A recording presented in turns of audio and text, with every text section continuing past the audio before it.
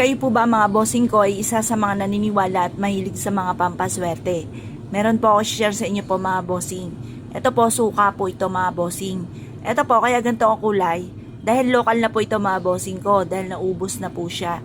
Gumagamit po ako ng ganito mga bossing ko pagdating sa usapin ng pangalis ng mga kamalasan, pantaboy ng mga kamalasan. Proven po ito mga bossing ko na maswerte.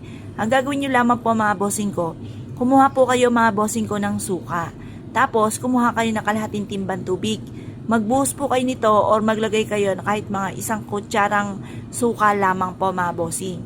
Ngayon po, kumuha po kayo ng basahan. Pagkatapos, simulan nyo po ito sa main door po ninyo. Magpahid po kayo sa inyo po main door na may suka at tubig. Pagkatapos, kailangan malinis nyo po ng gusto po yan kasi ang main door, dyan naglalabas-masok ang malas at swerte. Kapag po kayo ay may protection na ganito, hindi po kayo papasok